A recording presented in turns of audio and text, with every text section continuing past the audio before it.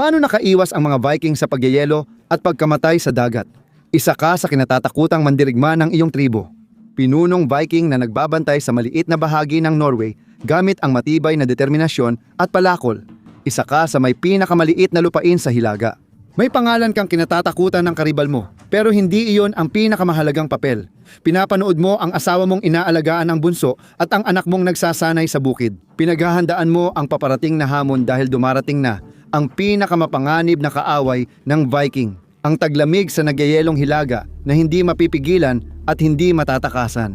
Hindi lang basta nagiging malamig ang panahon, nagiging mapanganib pa ito. Ang araw ay nagdadala ng matinding lamig at malalakas na hangin, pati na rin madalas na pag-ulan ng nyebe. Sa gabi, bumabagsak ang temperatura sa sobrang lamig na kayang pumatay. Lalong pinapalala ng sitwasyon dahil humahaba ang gabi at sa ilang lugar ay ilang oras na lang ang liwanag ng araw.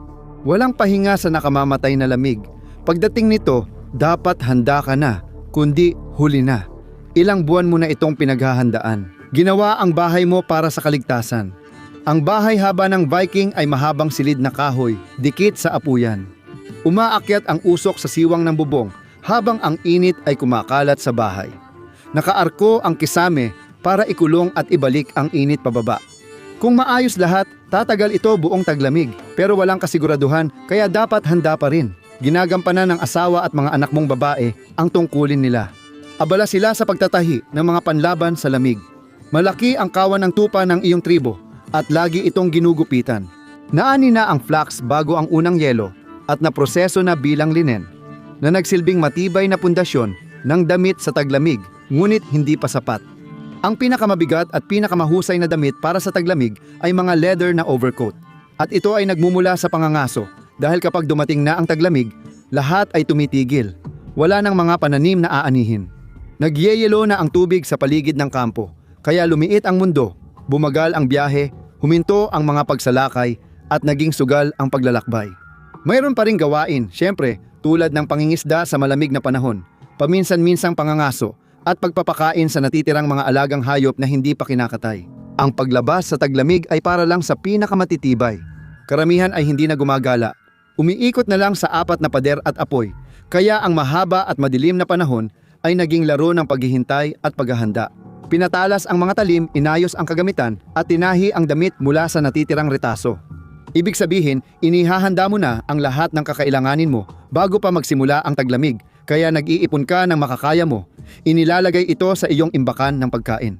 Ang karne mula sa pangangaso ay pinoproseso agad, pinausukan o inaalat para tumagal ng buwan. Ang pinatuyong karne at butil ang pangunahing sangkap ng pagkain tuwing taglamig, tulad ng sabaw at nilaga. Ito ang nagpapanutri at tumutulong laban sa lamig, at hindi mo rin nalilimutan ang mead. Marami ka nang naipong bote para pampatanggal pagod sa mahahabang gabi. Ilang linggo na lang, yelo na ang tatakip sa dagat sa Hilaga at halos di na madaanan. Mas maliit ang imbakan ng pagkain ngayon kaysa mga nakaraang taon at hindi ka sigurado kung tatagal ito sa buong taglamig. Hindi para sa pamilya mo at lalo na hindi para sa buong nayon. At ibig sabihin nito, panahon na para sa isa pang paglalakbay. Sa kanluran, may liblib na nayon na maliit at tahimik pero kilala sa tapang. Noong taglagas, sinubukan ng pinuno nilang salakayin ang himpilan nyo pero namatay siya. Ngayon, mas mahina na ang kanilang isla. Isang mas bata at hindi gaanong bihasang pinuno ang pumalit at hindi siya handa sa mga darating. Inilalagay mo sa longboat ang lahat ng kailangan mo pero wala nang labis pa. Ang tunay na gantimpala ay ang taglamig na imbakan ng nayon, hindi sa iyo. Sa paglalakbay, maglakbay ng magaan dahil dagat ang magtatakda ng haba. Ang magandang hangin ay nagpapabilis ng biyahe, ang masamang tubig ay nagpapabagal, at ang mabagsik na alon ay pwedeng tumigil sa iyong paglalakbay. Mag-iimpake ka ng tuyong karne at ale, at pipiliin ang mga kasama sa paglalakbay. Alam ninyong lahat na baka hindi kayo makabalik. Nakiusap ang panganay mong anak na sumama. Hindi ito para sa mga batang gustong magpakitang gilas. Pinauwi mo siya sa mahabang bahay para bantayan ang ina at mga kapatid niya. Kailangan may magtiyak ng pagkain dito habang patuloy ang pangangaso, lalo na kapag bumalik ka mula sa paglalakbay. Pipili ka ng mga lalaking may karanasan na rito. Ang mga patriarka, yung mga nakaligtas na sa maraming taglamig at bagyo, kaya alam na nila kung ano ang kayang gawin ng dagat. Doon sa labas, mas mahalaga ang karanasan kaysa lakas o kabataan. Malupit ang taglamig pero mas mahirap ang dagat. Hindi rin madaling sakyan ang barko. Karamihan dito gawa sa kahoy at ikaw mismo ang gumawa gamit ang sariling kamay. Pagkatapos ayusin ang balangkas, nilalagyan ito ng alkitran at balat ng hayop para di pasukin ng tubig, pero may kapalit ang proteksyong ito. Parang kahon ng posporo ang bangka, kaya bawal ang kahit maliit na apoy sa loob. Kaya kung ano man ang pagkain na dala mo, kailangan mong kainin ng malamig. Kung ano yung itsura niya, ganun mo rin kakainin. Walang luto, walang init. Pag dumilim sa North Sea, wala kang pampainit ng kamay o ilaw. Puro dilim, hangin at tubig lang. Mas mahalaga ang damit mo ngayon. Mas mabigat ang kasuotan ng isang manlalayag na Viking kaysa sa suot mo sa lupa. Patong-patong na lana at balahibo para mapanatili ang init kapag nagsimulang tumagos ang hangin sa iyo. Ang balat ng usa ay mahusay na proteksyon laban sa lamig dahil likas itong akma sa malamig na klima. May 2 patong ang balahibo nito. Isang makapal na nagpapanatili ng init at isa pang humahawak ng hangin para hindi mabasa. May ilang lalaki na nagdadagdag ng balat ng selyo. Bukod dito, inaalis ng balat ang tubig kahit sa wisik. Ang dagdag na patong ang maaaring magdulot ng init o lamig sa iyo. Ang matinding lamig ng hilagang dagat ay tumatagos hanggang buto. Isang wisik lang, isang nabasang manggas, at sisimulan na ng lamig na tumagos diretso sa iyong mga buto. At iyan ang dahilan kung bakit kasing halaga ng mga naglalayag na lalaki ang mga babae sa kampo. Gumagamit sila ng makakapal na tali at mga karayom na gawa sa buto para tahiin ang mga patong ng tela ng sobrang sikip kaya nilang harangan ang hangin at wisik ng tubig. Sa mahahabang biyahe minsan may babaeng kasama para mag-ayos ng sira. Pero iba ito, maikli, mabilis at mabagsik ang pagsalakay. Buti na lang madiskarte ang tripulante mo at may kanya-kanyang galing ang bawat lalaki. Matagal mo nang matalik na kaibigan si Bjorn na kilala sa lakas sa buong nayon. Si Harald, ang pinakamatanda sa iyong tripulante, ay bihasa sa mga gamit at dahil matagal ng balo, natutunan na rin niya ang mga mas pinong kasanayan tulad ng pananahi at pagtatahi. Si Ragnar ay bata pa, ngunit napakadelikado, lalo na sa paggamit ng pana at palaso, kaya siya ay mahalaga sa pagpigil sa kalaban. At si Light, ang pinakamabangis na mandirigma sa iyong tripulante, siya ang pinagkakatiwalaan mong unang umatake at pinakamalakas tumama, siya ang mangunguna sa pagsalakay sa iyong tabi. Sa likod nila ay may 20 sa pinakamatitibay na lalaki sa nayon. Bawat isa ay sapat ang lakas para mabilis na makapagbuhat ng mga supply pabalik sa bangka. Pero una, kailangan mong mabuhay sa biyahe. Delikado ang dagat at malakas ang alon kaya mas mahaba ang ruta ninyo. Karaniwan, manatili ka sa baybayin para madaling matunton ang lugar mo at makadaong ang bangka kung kailangan. Kapag gabi, wala ring masisilungan sa longboat. Ang pagtulog dito ay huling opsyon lang, ginagawa mo lang kapag wala ka ng ibang pagpipilian. Sa lupa, pwedeng magluto, mag-apoy, at maghiga ang tripulante gamit ang makakapal na sleeping bag na dinala nila. Kahit may benepisyo, tuloy ang takbo ng oras. Napapalibutan ng yelo ang bangka mo at naririnig mong bumabangga ito sa bangka. Bawat pagbangga ng yelo sa kahoy ay nagpapakilabot sa iyong likod. Mukhang matibay pa naman ang bangka sa ngayon. Hinahanap-hanap mo na ang apoy sa inyong tahanan. Aabutin pa ng ilang araw bago makarating sa pampang ng kalaban. Pinaghahandaan mo ito at ipinapasa ang unang bote ng serbesa. Hindi nito mapapawi ang lamig, pero magpapainit ito ng tiyan, magpapakalma ng nerbiyos, at gagawing mas madali ang unang gabi para mabuhay. Hindi nagtagal, dumating na agad ang unang pagsubok. Inangkla mo ang barko, nagsiga at naghanda ng pagkain. Umasa kang maakit ng apoy ang mga hayop na mahuhuli mo, pero hindi iyon ang iyong inaasahan. Narinig mo muna ang alulong bago mo sila makita, mga lobo. Isang buong grupo na bumababa mula sa burol. Mabilis at mababa ang galaw. Sa dilim, dinampot ng tauhan mo ang palakol at sumabog ang gabi sa sigawan at ingay ng talim sa laman. Walang awa ang iyong mga tauhan. Pinapatay ang ilan at pinalalayas ang iba. Pero may kapalit ito. 2 ang natumba. Marami pa ang nakagat. Ginagawa ng mga hindi nasugatan ang kanilang makakaya. Nililinis nila ang sugat, tinatahi ang damit at pinipigilan ang pagdurugo. Alam naman ng lahat ang totoo. Mas magaan ang bangka pagsakay mo. Pero nabubuhay ka pa rin kahit malungkot. Alam ng mga tripulante ng Viking na may hindi makakabalik tuwing taglamig. Hinahabol ka ng kamatayan, naghihintay ng pagkakataon. Inilibing ng tripulante ang mga nasawi at binibigyan ng saludo ang kanilang sakripisyo. Gayunpaman, mas tatagal ang supply kaya mas mataas ang tsansa ng kaligtasan. Hindi pa dito nagtatapos. Yung batang lalaking pinakamalakas ang kagat ay nilagnat, nanginig, namutla at halos di makatayo. Papalaglag siyang lumapit sa gilid ng bangka, yumuko at isinuka ang laman ng kanyang tiyan sa dagat at doon dumating ang alon. Umuga ng malakas ang bangka, natapon ang lalaki sa gilid at nahulog siya sa madilim at napakalamig na tubig sa ibaba. Walang oras para makarik o paikutin ang bangka. Bigla siyang nawala. Nilamon ng dagat ang kanyang sigaw. Sa bawat hintuan sa dalampasigan, pare-pareho lang. Pakuluan ang tubig, painitin ang pagkain at isakay uli sa bangka. Isa ito sa bihirang pagkakataon na maramdaman ng mga tao mo ang init kahit sandali. Pero mahirap pa ring panatilihin ang lakas tuwing umaga. Nakikita mong pagod ang mga tauhan mo. Malaking tulong ang sleeping bags, lalo na kung dalawa ang gumagamit. Nakakatulong ang isa para mapanatili ang init ng katawan. Pero nakikita mo na may mga palatandaan ng bahagyang frostbite, pati na rin ang mga paso sa mukha mo. Maganda rin ang makaramdam ng sakit kasi kapag nawala ito at naging manhid na, doon nag-uumpisa ang tunay na pinsala.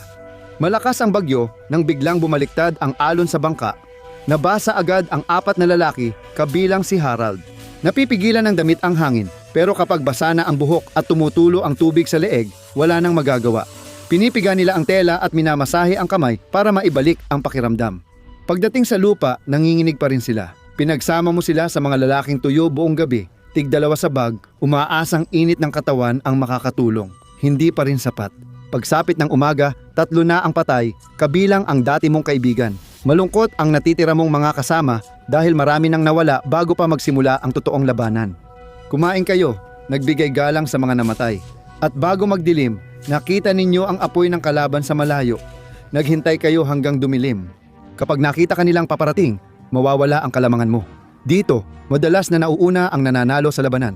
Handa na ang mga tao mo, naghihintay ng senyas, ng misyon, at marahil pati ng kinabukasan ng tribo ninyo. Umuusad lahat sa unang ilang minuto. Unang bugso, unang sigaw, unang mga bangkay sa lupa. Ngayon, pwede mo nang pakawalan ang galit. Alam ng bawat isa ang kanilang gagampanan. Si Ragnar ay nasa itaas ng palo, hawak ang pana at nagbabantay sa baybayin. Agad niyang pinapatumba ang lalapit sa bangka. Ikaw, Bjorn, at Lait ang mauuna papasok sa nayon.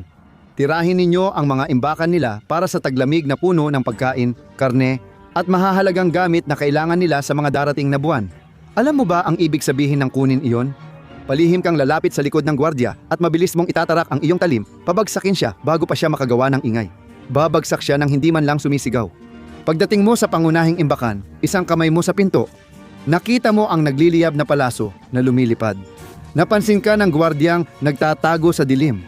Malalaman na ng buong baryo na nandito ka at kaunting oras na lang ang natitira. Kinuha mo na lahat ng kaya mong dalhin. Butil, pinatuyong karne, at mahahalagang bagay. Makakatulong lang yan kung makakaalis ka ng buhay. Paglabas mo ng imbakan, nakita mo agad ang mga aninong sumisugod sa dilim, dala ang sandata. Hinarap sila ng mga tauhan mo, sabay hampas at saksak. Pinuputol mo ang sinumang abot ng iyong sandata, pero nakikipaglaban ka sa teritoryo nila. Alam nila ang bawat daan, bawat lubak sa lupa at paulit-ulit silang sumusugod. Tumayo siya sa gitna mo at ng bangka, tapos hinarang ni Leif ang mga kalaban. Hindi nag-atubili si Leif, tinakpan agad ang puwang at inihanda ang sarili. Sininyasan kanya at mga tauhan mo na tumakbo sa barko. Huli mo siyang nakita, nakikipaglaban sa 3 lalaki gamit lakas ng katawan. Pero habang sumusugod siya, nakita mong may mas marami pang mga anino na dumarating sa likuran nila. 10 pa, tumingin ka ulit kay Leif at saka tumalikod. Sumigaw ka sa mga nakaligtas na kumilos bago mahuli ang lahat. Pag-alis ng bangka, 9 na lang kayo. Kalahati ng tauhan ay wala na. Sinesecure mo ang nakaw na supply at itinatali ang kargamento. Nakita mong natapos ni Bjorn ang misyon. Nasusunog ang mga barko ng kalaban at walang humahabol. Lumiwanag ang langit nang tumagos ang nagliliyab na palaso sa dilim. Parang tumigil ang oras. Kapag tumama ito sa layag o katawan ng bangka, tapos na kayo. Walang takas o daan pa uwi. Huling laban ito sa lupa ng kalaban. Pero sa halip, ang palaso ay tumama sa balikat ni Ragnar. Napaatras siya, nawala ng balanse, at nahulog mula sa palo papunta sa itim na tubig sa ibaba. Mabilis siyang nahawakan ni Bjorn bago siya lumubog. Hindi ka na nag-atubili. Bumukas ang layag, humarap ang longboat sa hangin at bumalik kayo sa dagat. Inaasikaso ng tauhan mo ang sugat ni Ragnar, pero dahil sa tumagos na palaso at pagkabasa, mabilis siyang nanghihina. Namatay siya bago kayo makarating sa lupa at binigyan mo siya ng libing mandirigma, saka mo ikukwento ang kwento niya at ni Leif. Matagal silang namatay bilang tunay na Viking. Kakaunti na lang ang tauhan mo kaya mas mabigat ang trabaho. Mas kaunti na ang mga kamay sa sagwan. Mas kaunti na ang mga matang nagbabantay. Kaya nagkakahalo-halo na ang mga tungkulin. Kung may lalaking hindi gumagawa ng isang gawain noon, siya na ang gumagawa nito ngayon. Dito, wala nang espesyalista kung sino na lang ang natitira. Mabilis sumapit ang pagod. Sa huling mga araw, parang tumatagos ang lamig sa katawan. Isa na namang mandirigma ang namatay kagabi. Napagdesisyonan na hindi na sulit ang pagod para magtayo ng kampo sa huling gabi. Diretso na lang kayo gamit ang serbesa para palakasin ang inyong katawan at makabalik sa mga apoy ng tahanan. May ilang lalaki na nagnanakaw ng mabilisang tulog kapag may pagkakataon, nakasandal sa kahoy, pilit binabalik ang kaunting lakas pero hindi kailanman nagpapahinga ang bangka. Laging may nagbabantay sa tubig, iniiwas kayo sa bato at mababaw. Kaya makikita mo ang pamilyar na bangin ng sariling baybayin. Ginising mo ang mga kasamahan, pero si Bjorn ay hindi gumagalaw sa sleeping bag. Nilindol mo siya at tinawag ang kanyang pangalan ng paulit-ulit.